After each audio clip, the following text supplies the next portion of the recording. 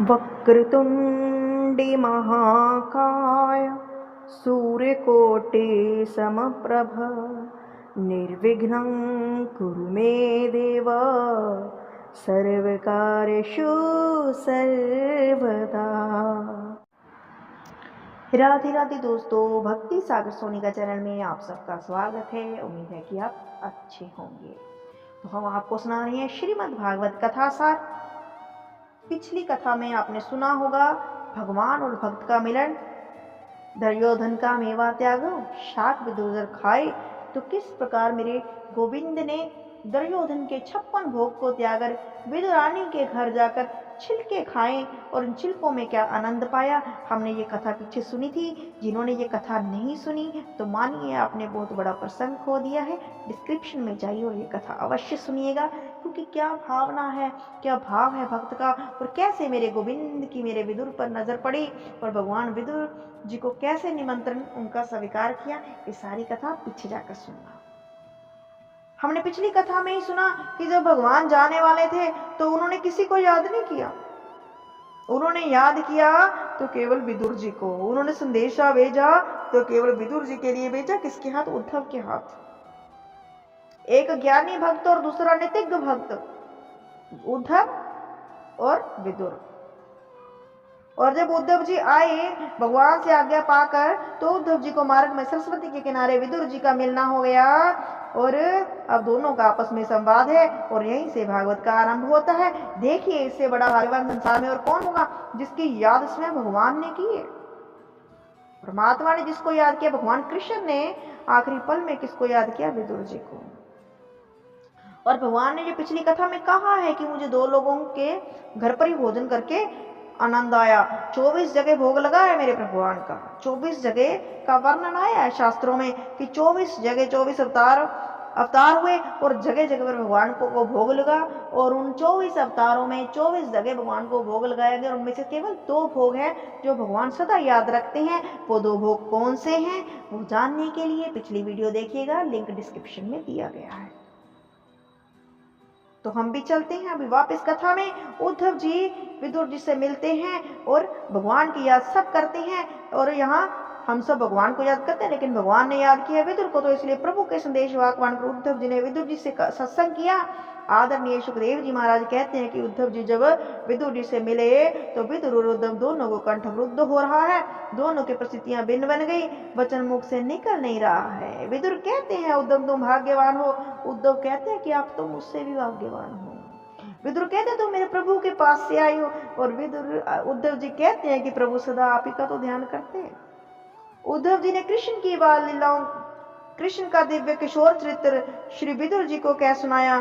सुनकर विदुर उत्कंठित हो गए और कुछ जानने के लिए महात्मा उद्धव ने कहा, हरिद्वार में एक संत रहते हैं, नाम है मैत्रेय मुनि। मैत्रेय मुनि ब्राह्मण है, विदुर जी दासी पुत्र हैं, लेकिन जाति पाति पूछे नहीं कोई, हरि को भजे सो हरि का होए। परमात्मा से संबंध जिसका जुड़ गया, फिर वहां बिरादरी क्या होती है? जो हरि का भजन करे वो हरि का हो गया। मैत्रेय मुनि ने दौड़कर विदुर को अंक में भर लिया। और सुखदेव जी कहते हैं, राजन मैत्रेय मुनि बोले, आज इस गरीब के ब्राह्मण की कुटिया पर आप जैसे परम संत का आगमन कैसे हुआ? विदुर जी ने कहा, भगवान मैं शास्त्रों में शंका नहीं करता, शास्त्रों में कभी कुतर्क मत करो। कुतर्क करना अपराध है, किंतु जानकारी के लिए जिज्ञासा करना अपराध नहीं। मैं जानना चाहता हूँ कि सारी सृष्टि का परमात्मा क्यों बनाता है। सृष्टि में कोई दुखी क्यों, कोई सुखी क्यों? फिर किसी भक्त को बचाने के लिए परमात्मा कई कई अवतार लेकर आते हैं। और उन अवतारों में कोई नरसिंह अवतार भी होता है, कभी वामन अवतार में आए। मैंने सुना है भगवान ने शुक्र का रूप ले लिया, बड़ा बन गए। ये कैसे? मैत्रेय मुनि ने सृष्टि के प्रसंग को विस्तार से कहा। अंत में विदुर जी बोले, संसार में जो कुछ परिलक्षित होता है, जो कुछ भी संसार में दिखाई दे, वो परमात्मा की क्रीड़ा है, वो उसकी सुंदर लीला है। और ये संसार इसकी क्रीड़ा भूमि है, यहाँ वो कई कई प्रकार की लीला करके प्रमुदित होता है। दूसरी बात, कोई दुखी क्यों, सुखी क्यों? परमात्मा किसी का दुख नहीं देता, तो परमात्मा किसी को सुख भी नहीं देता। ये सुख और दुख तो अपने कर्म के अनुसार जीव भोगता, परमात्मा नहीं देता। जैसे हमारे कर्म वैसा ही फल पाते हैं हम। को न काहू सुख दुख करि दाता, निज कृत कर में भोग सब भ्राता। ये संसार में जो कुछ भोगते हैं हम लोग अपने कर्म के प्रमर्द के अनुसार भोगते हैं। पहले हम क्या कर चुके हैं किसकी चिंता मत करो, आगे हमें क्या करना है उसके बारे में विचार मत करो। वर्तमान में मेरा समय व्यर्थ में ना चला जाए इसका प्रयास करो। वर्तमान का जिसने सदुपयोग किया विदुर, उसका भूतकाल भी श्रेष्ठ होगा और भविष्य भी उज्जवल होगा, भविष्य भी निर्मल बनेगा। इसलिए वर्तमान तो आजकल हम कहाँ व्यतीत करते हैं, फोन में नेट घुमाते हुए, रील्स देखते हुए, और फिर सोचते हैं कि हम सुखी क्यों नहीं हैं। सोचिए। अभी तीसरी बात, तुमने पूछा व्यक्ति को बचाने के लिए परमात्मा अवतार क्यों नहीं लेता। वेद के अनुसार जो व्यक्ति कर्म कर रहा है, वेद के आधार पर जो सत्कर्म कर रहा है, आचरण कर रहा है, उस सत्कर्म करने वाले व्यक्ति को कोई कष्ट पहुंचाता है तो ऐसे व्यक्ति को सुरक्षा करने के लिए परमात्मा अवतार लेकर आते हैं। अवतारों में भगवान ने 12 रूप का धारण किया। 12 रूप भगवान ने शुक्र का रूप का धारण किया। इसका भी एक विचित्र कारण है। कश्यप महाराज की 13 पत्नियां थी, उनमें दिति सबसे बड़ी थी। एक दिन दिति ने कश्यप से कहा कि मेरी सभी बहनें पुत्रवती हैं, मुझे भी पुत्र होना चाहिए। इस प्रकार संतान की कामना की। कश्यप ने कहा, देवी यह समय सायंकाल का है, यह समय काम सुख के लिए उपयुक्त नहीं। इस समय साक्षात भगवान शंकर अपने गणों के साथ विचरण करते हैं आकाश में। इस समय किया गया गर्भधारण है, उस गर्भस्थ शिशु पर भूत प्रेतों का असर हो सकता है। लेकिन भगवान कश्यप की धार्मिक बात का दिति ने अनादर कर दिया। कश्यप भी दिति के दुराग्रह के आगे झुक गए और श्राप दे दिया कि तुम्हें 2 पुत्र हो गए, परंतु 2 न हुए, दुष्ट होंगे, दुराचारी होंगे। माता दिति तो एकदम भयभीत हो गई, बोली मुझे दुराचारी पुत्र नहीं चाहिए, मुझे तो सुशील पुत्र चाहिए। ऋषि बोले, अब बीज का असर मैं कहाँ लेकर जाऊं। इतना तो हो सकता है कि तुम्हारे पुत्र तो दोनों ही दुष्ट राक्षस होंगे, लेकिन तुम्हारे पुत्रों का संहार करने के लिए भगवान नारायण आएंगे। दिति ने कहा, तब तो मेरे पुत्र बड़े भाग्यशाली होंगे जिनको संहार करने के लिए स्वयं भगवान आएंगे। कश्यप ने दिति से कहा, तुम्हारे जो पुत्र होगा वो बड़ा गुणवान होगा। तुम्हारे पुत्र का नाम प्रहलाद होगा, वो शीलवान होगा, अलंपट होगा, तेजस्वी, यशस्वी, मनीषवी, तपस्वी और भगवान का परम भक्त होगा। इसे सुनकर माता दिति के मन में बड़ी प्रसन्नता हुई और देवताओं ने ब्रह्मा से पूछा, दिति के गर्भ से जो शिशु हैं उनका प्रकार अभी से बढ़ रहा है, दैत्यों की माता है, पता नहीं क्या होगा। ब्रह्मा ने कहा, दिति के गर्भ में जो बालक है वो साधारण मानव नहीं है, ये दोनों भगवान के दिव्य पार्षद है, जय और विजय। एतो पर्षदो महं जयो विजयो एवच कदर्थी कृत्यमा यदो अतिक्रमम। ब्रह्मा ने कहा, मेरे मानस पुत्र हैं 4 सनक, सनंदन, सनातन, सनंत कुमार। ये चारों ही मानस पुत्र एक और भगवान के दर्शन के लिए गए थे और वैकुंठ में प्रवेश करने लगे तो जय विजय ने कहा, क्षमा करें भगवान, अभी हमारे प्रभु जी विश्राम कर रही हैं, आप अंदर नहीं जा सकते। लेकिन सनंत कुमार बोले, हमारे माता पिता से मिलने के लिए तुम रोकने वाले कौन होते हो। धक्का देकर जाने लगे। जय विजय को कोई दोष तो नहीं लगता, क्योंकि वो तो अपने कार्य का निर्वाह कर रहे थे, उनकी ड्यूटी है भाई, गेट पर ड्यूटी है तो वो तो आने जाने वाले को रोकेंगे। लेकिन सनंत कुमारों ने क्रोधित होकर शाप दे दिया, कहा, तुम भगवान के पार्षद होकर हमें भगवान से मिलने से वंचित करते हो, जाओ तुम दोनों राक्षस हो जाओ। जय विजय चरणों में गिरकर क्षमा याचना कहने लगे, हम आपको पहचान नहीं पाए, राक्षस बन जाएंगे तो बड़ी तकलीफ होगी। सनंत कुमार ने कहा, दैत्यो तुम दोनों बनोगे, लेकिन 3 जन्मों के बाद तुम्हें मोक्ष मिल जाएगा। संत कुमारों के मन में बड़ी ग्लानि हुई, हमने क्रोध क्यों किया। एक बात आपसे कहूं, सवेरे 6 बजे से 6 बजे, साय के 6 बजे तक भजन करते हैं और 12 घंटे तक आसन पर बैठकर रोज माला जप करो। 12 घंटे रोज एक आसन पर भजन करो। 12 महीने उसी कर्म से लगातार जप करने से फल प्राप्त होता है, वो 1 मिनट को क्रोध करने पर नष्ट हो जाता है। कितनी बुरी चीज है क्रोध, यह बताना चाहता हूँ। संत कुमारों ने कहा, हमने प्रभु के पार्षद को श्राप दिया जरा सी बात के लिए। अस्तु क्रोध का परिणाम यह हुआ कि संत कुमारों को अंदर प्रवेश ना मिल सका। भगवान ने स्वयं आकर द्वार पर दर्शन दिए। संत कुमार बोले, हमसे अपराध हुआ है, तो पश्चात संचय किया हुआ फल था, सब नष्ट हो गया। प्रभु से क्षमा मांगी, बद्रिक आश्रम चले गए, वहां जाकर पुण्य तपश्चर्या करने लगे। वो ही दोनों पार्षद जय विजय माता दिति के गर्भ में बालक बनकर आए हैं। दोनों का जन्म हुआ, एक का नाम हिरण्यकश्यप, दूसरे का नाम हिरण्याक्ष हो गया। स्पष्ट कर बता दे कि कश्यप जो है सतोगुण का नाम है। पश्यति इति पश्यकम, पश्यकम एव कश्यप। सतगुण को हम लोग कश्यप कहते हैं और कश्यप की पत्नी दो हैं, एक दिति और दूसरी अदिति। दिति माने वेद बुद्धि, अदिति माने अवेद बुद्धि। तो दिति के पुत्र होते हैं दैत्य और दैत्यों में हिरण्यकश्यप और हिरण्याक्ष। हिरण्याकश्यप कहते हैं अभिमान को, हिरण्याक्ष कहते हैं लोभ को। जहाँ वेद बुद्धि होगी वहाँ अभिमान व लोभ दोनों का प्रादुर्भाव होगा और दोनों उत्तरोत्तर बढ़ते जाएंगे। जहाँ अवेद बुद्धि है वहाँ देवताओं का प्रकट्य होगा। देवता हैं जो सत्य गुण को प्रतीक होते हैं। हिरण्याकश्य बड़ा दुष्ट है। पृथ्वी पर प्रलय का समय आया, पृथ्वी समुद्र में डूब गई। देवता लोग चिंतित हो रहे हैं कि पृथ्वी को निकाल कर लाए कौन। ब्रह्मा जी बैठे थे, कीर्तन करते करते ब्रह्मा जी को छींक आ गई। उनकी नासिका से छोटा सा शुक्र का बालक निकला और समुद्र में डूबकर भगवान अपनी दृष्टाओं पर पृथ्वी पर लेकर निकलने लगे। अब पृथ्वी के डूब जाने पर जो प्रतापी लोग हैं वो आकाश में उड़ते हैं। प्राचीन भारत का विज्ञान इतना विचित्र था कि लोग आकाश में उड़ते थे। उधर से उड़ रहे हैं नारद जी और उधर से उड़ रहा है हिरण्याक्ष। हिरण्याक्ष ने नारद जी को देखा और देखते ही पकड़ लिया और बोला, खाली वाणी ही बजाते हो या कुछ लड़ना झगड़ना भी आता है? नारद जी बोले, श्री कृष्ण गोविंद हरे मुरारे, हे नाथ नारायण वासुदेवा। बोले भैया कीर्तन करना तो हमें आता है, लड़ना झगड़ना नहीं आता। हिरण्याक्ष बोला, लेकिन हमें तो युद्ध में करना है और तो युद्ध करना पड़ेगा क्योंकि हमारे बाजुओं में खुजली चल रही है, कोई लड़ने वाला नहीं मिलता। नारद ने कहा, सुनो मैं तुमसे युद्ध नहीं करूं, किसी अच्छे योद्धा का नाम बता दूं तो कैसा रहे? सीधे समुद्र के किनारे जाओ, समुद्र से एक बड़ा यानी शुक्र पृथ्वी को लेकर निकल रहा होगा, उसी को जाकर पकड़ लो, ऐसी खुजली मिटेगी तुम बाजुओं की कि जीवन में कभी खुजली नहीं होगी तुम्हारे। हिरण्याक्ष ने मारा भगवान को देखा, उन्हें छेड़ने लगा, लड़ने के लिए ललकारने लगा। दोनों में चित्र युद्ध छिड़ गया। मेरे वरा भगवान ने उसके मुखमंडल पर अपनी गदा का जोर से प्रहार किया। हिरण्याक्ष का सिर भी धड़ से अलग हो गया और हिरण्याक्ष के मरने के बाद देवताओं ने फूलों की वृक्षा की। बोलिए वरा भगवान की जय। प्रभु के 24 अवतारों में यह दूसरा अवतार है, अद्भुत भगवान का अवतार। हिरण्याक्ष को मारकर प्रभु पृथ्वी को लेकर आए। लोभ को तो भगवान ने मार दिया, लेकिन अब पृथ्वी के मन में अभिमान हो गया, मेरे बिना भगवान का भी काम नहीं चलता। मैं थोड़ा समुद्र में जाकर क्या डूब गई, मुझे निकालने के लिए भगवान शुक्र का रूप लेकर आए हैं।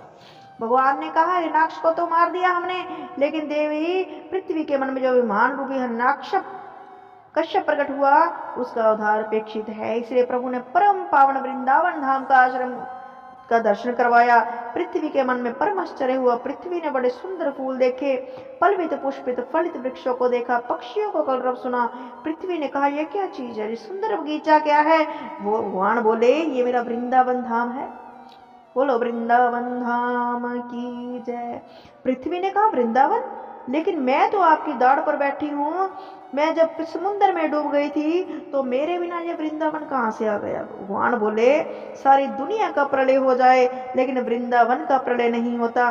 वृंदावन तीर्थ नहीं है सज्जनों, चारों धामों में वृंदावन का नाम नहीं आता। तीर्थों का राजा है प्रयाग, तीर्थों का गुरु है पुष्कर, इसलिए जितने तीर्थ हैं वे प्रयाग को कर देते हैं, भेंट देते हैं, लेकिन छोटा सा वृंदावन कभी भेंट देने नहीं आया। तीर्थराज प्रयाग सभी देवताओं को लेकर भगवान श्री कृष्ण के पास गए और बोले, इस प्रकार मुझे अपमानित करना था तो मुझे तीर्थों का राजा क्यों बनाया? सभी तीर्थ आकर मुझे कर देते हैं, लेकिन छोटा सा वृंदावन कभी कर नहीं देता है।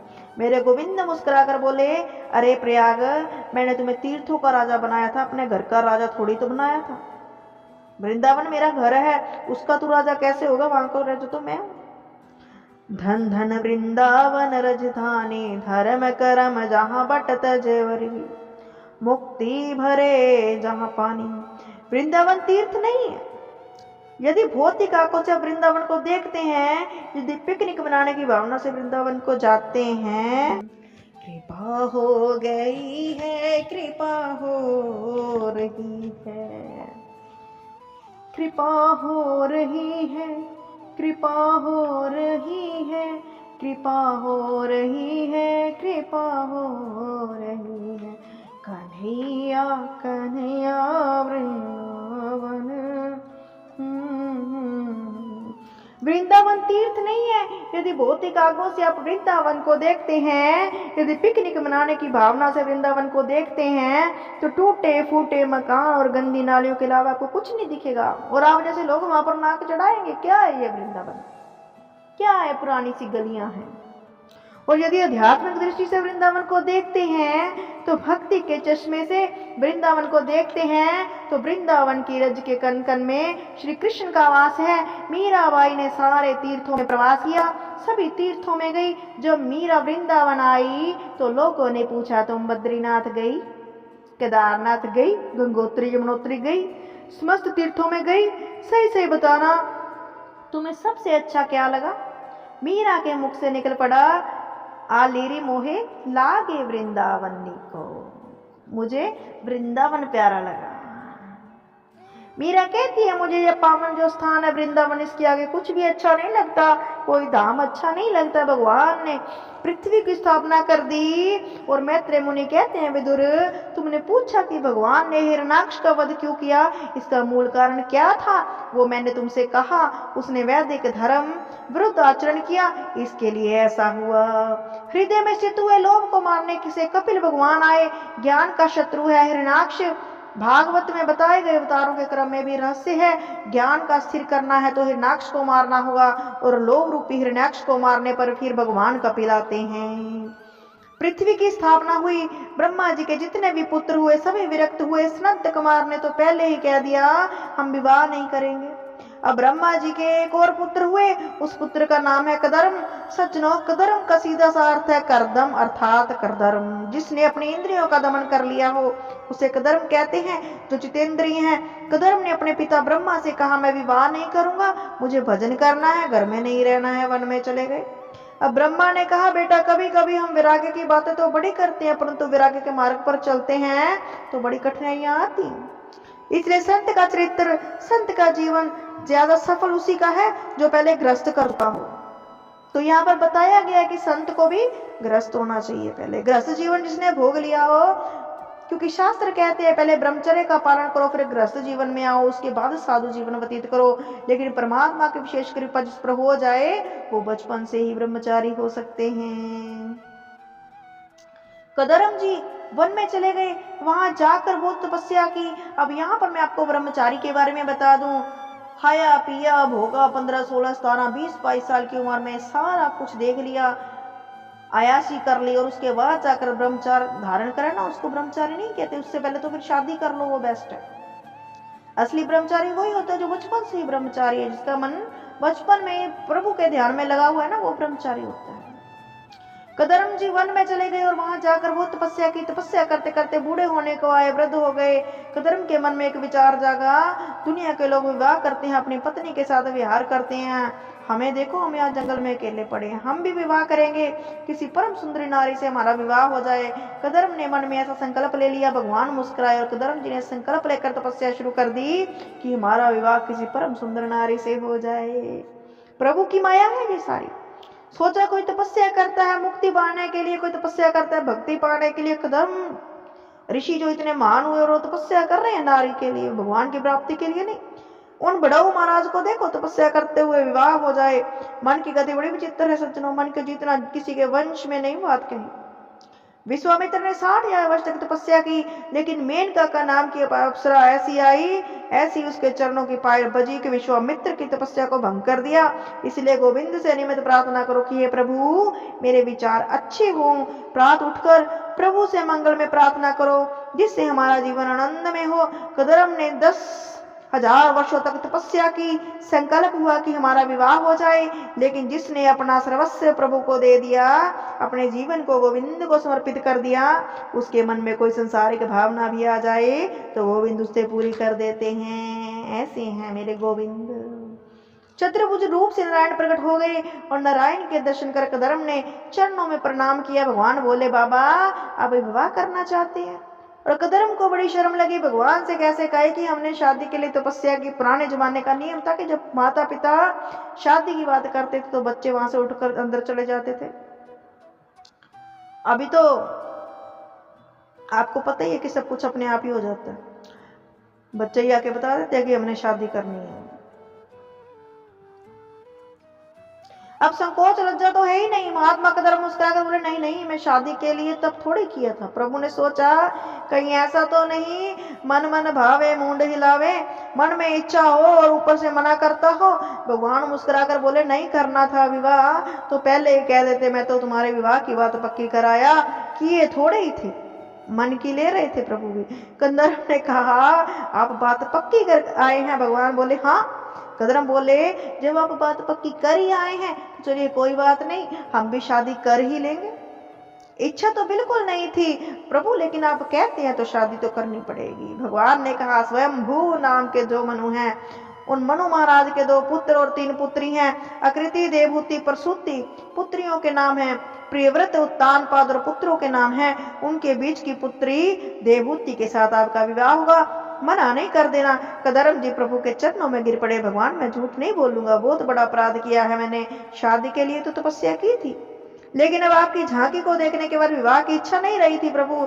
अब विवाह की कोई कामना नहीं है, क्योंकि पत्नी में मन रम जाता है और जब बेटा हो जाता है तो उसमें मन रम जाता है। ये 2-4 माला आपकी जपता हूं, ये छूट गई तो मुश्किल हो जाएगी। भगवान ने कहा, अब मेरी बात तो तुम्हें रखनी ही पड़ेगी। कदरम बोले, मैं विवाह करूंगा, लेकिन मेरी भी एक शर्त होगी। भगवान बोले, क्या शर्त? बोलो। कदरम बोले, मेरी शर्त है कि मेरे घर पुत्र बनकर स्वयं आपको आना पड़ेगा। यदि आप स्वयं पुत्र बनकर आएंगे तो मैं विवाह करूंगा, नहीं तो अपनी तो टाल है जी, आपका ने ब्याह नहीं करवाना। अब भगवान सोच रहे हैं, पहले तो तपस्या की और मुझे वरदान देने आना पड़ा, और अब इसको अगर वरदान नहीं देके जाएंगे, क्योंकि ये नियम है वरदान देना, तो ये भी गलत हो जाएगा। भगवान ने कहा, ठीक है, मैं आपके घर पुत्र बनकर स्वयं आऊंगा। उधर प्रभु ने स्वयंभू मनु के आदेश कर दिया कि स्वयंभू मनु अपनी बीच की पुत्री को लेकर आए और ऋषि कदरम जी के साथ विवाह कर दिया। कैसा विचित्र दर्शन कि स्वयंभू मनु की पुत्री, जो फूलों में पली राजकुमारी, इतने बड़े वैभवशाली महाराज की पुत्री, इसकी शादी ऐसे पुरुष के साथ हो रही जिसके पास रहने के लिए मकान भी नहीं है। जब विवाह होने लगा तो कदरम जी को याद आ गई। बोले, राजन आपकी पुत्री को मैं पत्नी के रूप में अपनाऊंगा, लेकिन इससे पहले हमारी एक शर्त है। मनु बोले, शर्त क्या? ऋषि बोली, एक पुत्र होते ही हम गृहस्थी को छोड़ देंगे। कदरम ने सोचा, पुत्र तो स्वयं भगवान बनकर आएंगे, फिर दूसरे पुत्र की कामना क्यों रखूं? इसलिए वो बोले कि एक पुत्र के होते ही हम गृहस्थ जीवन का त्याग कर देंगे। स्वयं मनु की स्वीकृति दे दी। देवहूति का विवाह कदम ऋषि के साथ हो गया। राजकुमारी है, उनकी पत्नी अपनी पत्नी को लेकर पर्णकुटी में गए। नितांत जंगल में घास की छोटी सी पर्णकुटी। देवहूति ने जैसे अपने पति की कुटी में प्रवेश किया तो ऊपर की ओर देखा, वहां कम से कम 50 घोंसले बने हैं चिड़ियों के। उसमें सुंदर सुंदर चिड़ियां कलरव कलरव कर रही हैं। देवहूति ने कहा, ये क्या है ऋषिवर? कदर्म ने कहा, ये चिड़ियां इस कुटिया को अपना समझती है ना, इसी में वास करती हैं। अच्छा, नीचे की ओर नजर डालकर देखा तो कम से कम 50 बिल बनी हैं, क्योंकि अकेले रहते हैं। संतों महात्माओं की कुटिया तो ऐसी होंगी अकेलों की। गृहस्थ आदमी का घर जो होगा साफ सुथरा होगा, पत्नी होती है उस घर में। जहां पर नहीं होती नारी, वो घर में आपको पता ही है फिर कैसा घर होता है। वहां पर ना साफ ना सफाई, सब कुछ इधर उधर पड़ा होता है। किसी बिल में चूहा बैठा, किसी बिल में मेढक बैठा, किसी बिल में बिच्छू और किसी में सांप है। देवहूति ने पूछा, ये क्या है ऋषिवर? कदरम जी बोले, देवी ये सांप चूहे मेढक इस कुटिया को अपनी समझते हैं ना, इसीलिए सब परिवार यही रहते हैं। देवहूति ने कहा, ऊपर पक्षी इसी में रहते हैं, नीचे सैकड़ों जीव रहते हैं, तो फिर आप कहाँ रहते हो प्रभु? कदरम जी बोले, वो कोने में जो 1.5 फुट का सुआसन लगा है वो मेरी जगह है। देवहूति के नेत्र सजल हो उठे। इतना बड़ा त्यागी महापुरुष, इतना बड़ा संत मुझे पति रूप में मिला। हाँ। देवहूति ने कुटिया को खिड़की से बाहर की ओर नजर डालकर देखा। आश्चर्य से उसकी आंखें खुल रह गई। सामने झरना बह रहा है, उसके नीचे गाय, हिरण, शेर एक साथ पानी पी रहे हैं। कदम ऋषि की तपस्या के प्रताप से वहां जीव जंतुओं में भी हिंसा की भावना नहीं है। इधर बिल में सांप, मेढक, चूहे सब एक साथ बैठे हैं और हिरण, शेर एक साथ पानी पी रहे हैं। संत का प्रताप है।